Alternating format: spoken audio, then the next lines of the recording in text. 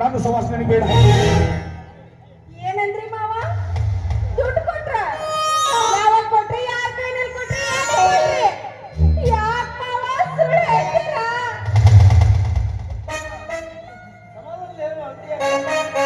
ಯಾಕಮ್ಮ ಇವೊಂದು 10 ನಿಮಿಷಗಳ ಹಿಂದ್ಗಡೆ ದುಡ್ಡಿನ ಚೀಲ ತಂದಿರ ಕೈ ಕೊಡ್ಲಿಲ್ಲ ನಾನು. ಅದು ತಂದ ಗಂಡನ ಕೈ ಹೇಳ್ಕೊಂಡು ಬಂದು ಮಾತಾಡ್ತಿದ್ಯಾ? ನೋಡ್ರಿ, ಬಾಯಾರಿಕೆ ಆಗ್ತಾ ಇದೆ, ನೀರ್ ತಂದು ಕೊಡಮ್ಮ ಅಂದ್ರು. ನೀರ್ ತಂದು ಕೊಡೋಷ್ಟ್ರಲ್ಲಿ ನೀನ್ ತುಂಬಾ ಸುಂದರವಾಗಿದ್ಯಾ, ಮನೆಯಲ್ಲಿ ಯಾರು ಇಲ್ಲ, ಸಂಸಕ್ ಅಂದ್ರು. ಬೇಡ ಮಾವ, ನಾನ್ ನಿಮ್ ಮಗಳಿದ್ದ ಹಾಗೆ ಆತರ ವಿಚಾರ ಮಾಡ್ಬೇಡ ಅಂತ ಕಾಲಿಗೆ ಬಿದ್ದು ಬೇಡ್ಕೊಂಡೇರಿ. ಅದನ್ನ ಮುಚ್ಚಾಕೋದಕ್ಕೆ ಮಗನ್ನಾಗ ಅಪ್ಪನ ಹೊರಸ್ಬೇಡ್ರಿ ಮಾವ. ನೋಡ್ರಿ, ನಾನ್ ನೀರ್ ತಂದು ಕೊಟ್ಟಿರೋ ಬಾಟ್ಲು ಇಲ್ಲೇ ಬಿದ್ದಿದೆ. ಬಲೆ ಬಲೆ ಬಲೆ ಹೆಣ್ಣೆ, ಈಗಲೂ ಎಷ್ಟು ಮನೆಗಳು ಹಾಳು ಮಾಡಿದ್ಯಾ? ಈಗಲೂ ಎಷ್ಟು ಮನೆಗಳು ಬೆಚ್ಚಿ ಹಚ್ಚಿ ಮನೆ ಕಾಲಿಟ್ಟಿದ್ಯಾ? ನಿನ್ನ ಜೀವಂತವಾಗಿಬಿಟ್ರ ಈ ಮನೆ ಗುಣಿಸಿಕೊಂಡ ಅಂತ ಮಾಡ್ತೀಯಾ? ನಿನ್ನ ಮಾತ್ರ ಜೀವಂತವಾಗಿ ಬಿಡುದಿಲ್ಲ, ನಿನ್ನ ಮಾತ್ರ ಜೀವಂತವಾಗಿ ಬಿಡುದಿಲ್ಲ.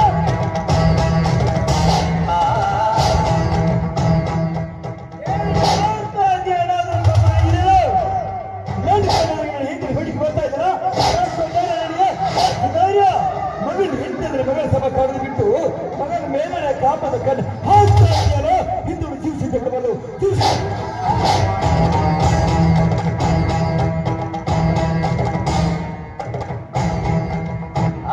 ಏನಾದ್ರೂ ಇವ್ರ ಮೇಲೆ ಕೈ ಮಾಡಿದ್ರೆ ನಿಮಗೆ ನನ್ನ ಅವಳಿ ಆಗಿದೆ. ನಿಮ್ಗೆ ಕೈ ಮುಗಿತೀನಿ, ದಯವಿಟ್ಟು ಸುಮ್ಮನೆ ಬಿಡಿ, ದಯವಿಟ್ಟು ಸುಮ್ಮನೆ ಬಿಡಿ.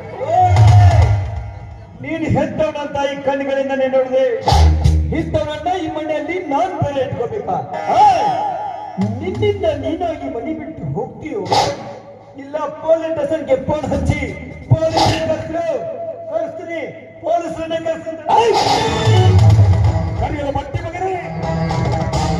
ಪೊಲೀಸರು ಕರೆದಂತ ಪೊಲೀಸರನ್ನ ಮಿಲಿಟರಿ ಮ್ಯಾನ್ ಕಾಯ್ದೆಗಾರ ನಿನಗಿಂತ ಚೆನ್ನಾಗಿ ನನಗೂ ಗೊತ್ತು. ಇದು ಎಲ್ಲ ನನ್ನ ಸುಳ್ಯಾರ್ಜಿತ ಆಸ್ತಿ. ನಾನು ಮನಸ್ಸು ಮಾಡಿದ್ರೆ ಮನೆಯಿಂದ ಒದ್ದಾಚೆ ಹಾಕಬಲ್ಲೆ. ಆದ್ರೆ ಈ ಹೀನ ಮನಸ್ಥಿತಿಗಳ ಮಧ್ಯೆ ಒಂದು ಕ್ಷಣ ಇರಲು ಮನಸ್ಸಿಲ್ಲ ನನಗೆ. ಎಲ್ಲಾದ್ರೂ ಹೋಗಿ ಪುಟ್ಟ ಕುಡಿಸಲು ಕಟ್ಕೊಂಡು ಜೀವನ ಸಾಗಿಸೋಣ. ಇಂಥ ವಂಚಕರ ಮಧ್ಯೆ ನಾವು ಇರೋದು ಒಳ್ಳೆಯದಲ್ಲ. ನನ್ನ ಜೊತೆ ಹೊರಟು ಬಂದ್ಬಿಡು, ನನ್ನ ಜೊತೆ ಹೊರಟು ಬಂದ್ಬಿಡು.